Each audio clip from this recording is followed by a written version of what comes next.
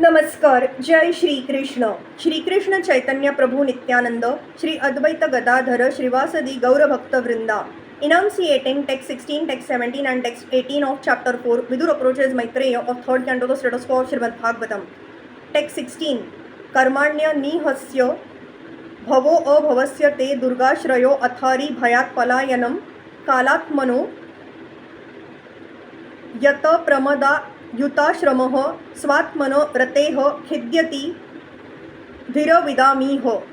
My Lord, even the learned sages become disturbed in their intelligence when they see that your greatness engages in fruitive birth, although you are free from all desires, that you take birth, although you are unborn, that you flee out of fear of the enemy and take shelter in a fort, although you are the controller of invincible time, and that you enjoy householder life surrounded by many women, although you enjoy in yourself.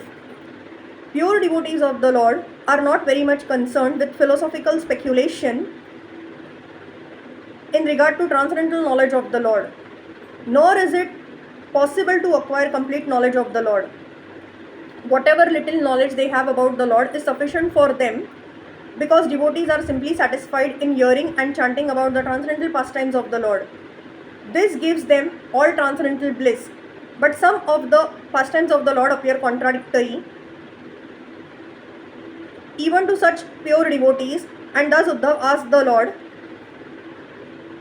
about some of the contradictory incidents in his pastimes. The Lord is described as having nothing to do personally, and it is actually so, because even in the creation and sustenance of the material world, the Lord has nothing to do. It seems contradictory then to hear that the Lord personally lifts the Govardhan hill for the protection of his unalloyed devotees. The Lord is the supreme Brahma, the absolute truth, the personality of Godhead appearing like a man. But Uddhav had doubts whether he could have so many transcendental activities. There is no difference between the personality of Godhead and the impersonal Brahma. How then can the Lord have so many things to do, whereas the impersonal Brahma is stated to have nothing to do either materially or spiritually?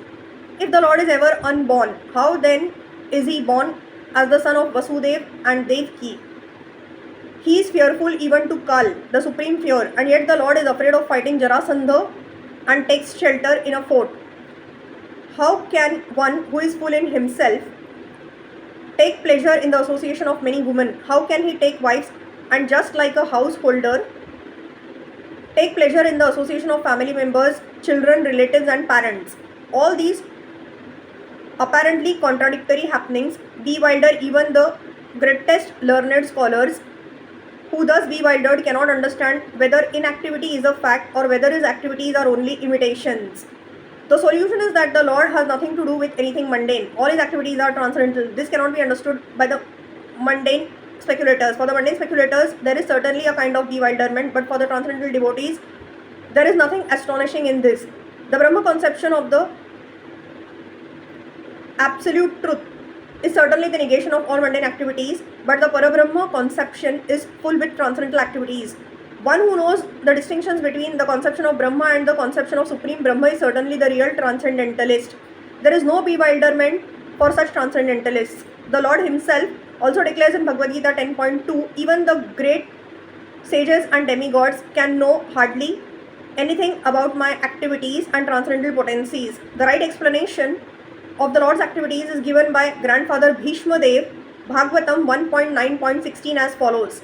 Na hi asya karhi chida rajan puman veda vidhitsitam yada vijidnyasaya yukta muhayanti kavayo apihi. Text 17.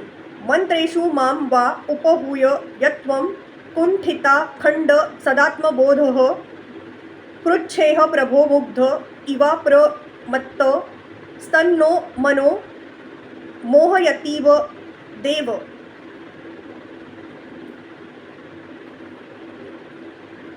O my Lord, your eternal self is never divided by the influence of time, and there is no limitation to your perfect knowledge.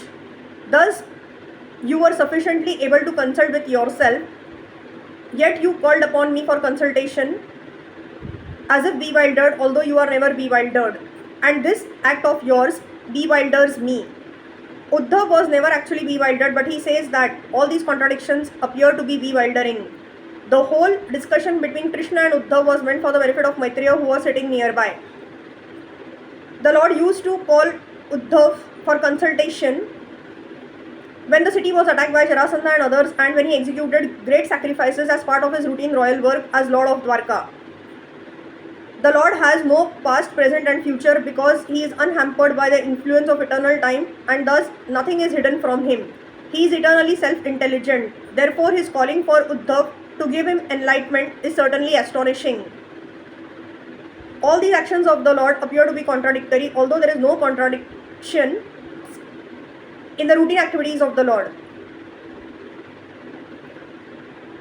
Therefore, it is better to see them as they are and not attempt to explain them.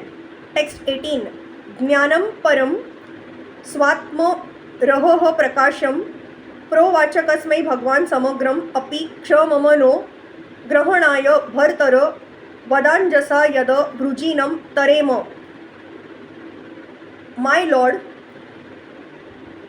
kindly explain to us. You think us competent to receive it, that transcendental knowledge which gives enlightenment about yourself and which you explained before to Brahmaji. A pure devotee like Uddhav has no material afflictions because he engages constantly in the transcendental loving service of the Lord. A devotee feels afflicted without the association of the Lord. Constant remembrance of the Lord's activities keeps the devotee alive, and therefore Uddhav requested that the Lord please enlighten him with the knowledge of Srimad Bhagavatam as previously instructed to Brahmaji. Hare Krishna.